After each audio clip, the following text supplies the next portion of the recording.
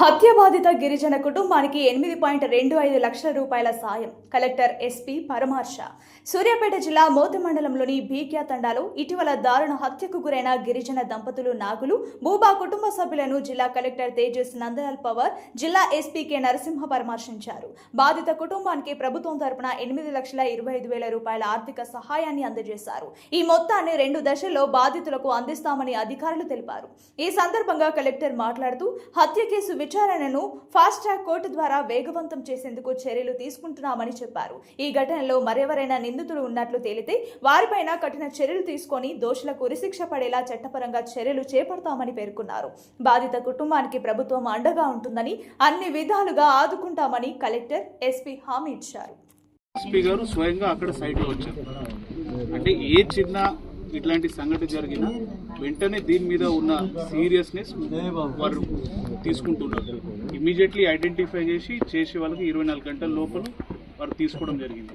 దాని తర్వాత ఇప్పుడు బాధ్యతల పరంగా చూసుకుంటే కొన్ని విషయాలు మీకు క్లారిటీ కింద చెప్పాలంటే, ఇట్లాంటివి చాలా సీరియస్ కేసెస్. ఇది దీనికన్నా ఇంకా పెద్ద సీరియస్ కేసు సాధారణంగా ఏమి ఉండవు.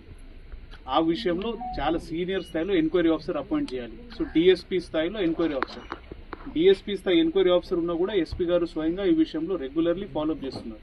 మా దగ్గర కూడా ఆ అంశంలో మేము డిస్కస్ చేస్తూ ఉన్నాం. ఇట్లాంటివి జరగడం కరెక్ట్ కాదు. దీంట్లో శిక్ష పడాల్సింది. శిక్ష పడాలంటే చట్టం పరంగా, ఎంక్వైరీ పరంగా ఉన్న అన్ని ప్రొసీజర్ ఫాలో చేసుకుంటూ ప్రాపర్గా చేసుకోవాలి. ఇప్పుడు జ్యుడిషియల్ ఎంక్వైరీ నుంచి వాళ్ళు ఇక్కడ తీసుకొని వాటికి సంబంధించి అన్ని విషయాలు డీటెయిల్గా ఆలోచన ఏంటి, వెనక ఏమేమి అంశాలు ఉన్నాయి, ప్రతిదీ ఎంక్వైరీ చేసి ప్రాపర్గా దీంట్లో రికార్డు మీద రావాలి. రికార్డు కోర్టు జడ్జి గారి ముందు సాదరిస్తే అక్కడ వాదించడానికి మనం సీనియర్ లాయర్ గారు అక్కడ పెట్టేసి దాని పరంగా జరిగేటట్టు ఇక్కడ వారు చర్యలు తీసుకుంటున్నారు. దాని ప్రకారంగా ఇది జరుగుతుంది. ఇది ప్రత్యేకంగా అంటే తప్పు చేసే వాళ్ళకి, అంటే నేరం చేసే వాళ్ళకి శిక్ష పడ్డం, ఆ విషయం వారి తరఫున వారు ప్రాపర్గా ఫాలోఅప్ చేస్తున్నారు. నా తరఫున నేను కూడా వారితో రెగ్యులర్గా కోఆర్డినేషన్ కానీ ఫాలోఅప్ కానీ నా తరఫున ఉన్నది. ఈ విషయంలో మీరు ఇది మేము మీకు ఒక భరోసాగా చెప్పేది, ఇది జరిగే వరకు కూడా ఫాలోఅప్ ఉంటుంది.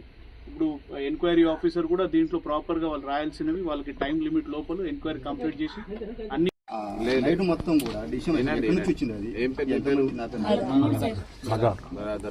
నాగులు బ్రదర్ ఆల్రెడీ నిన్న చెప్పడం, వాళ్ళని ఇప్పుడు మనము ఎంత తొందరగా అరెస్ట్ చేస్తే అంత తొందర. ఇప్పుడు మనం కస్టడీలోకి తీసుకున్న తర్వాత వాళ్ళందరినీ మనం ఎక్కడెక్కడ ఏం జరిగింది, ఏ టైంకి ఎక్కడ ఉన్నారు, మన దగ్గర ఉన్న ఆధారాలు వాళ్ళు చెప్పే వాటిని క్రాస్ చెక్ చేసుకొని దాన్ని రాసి కోర్టుకు సబ్మిట్ చేస్తేనే శిక్ష వస్తుంది.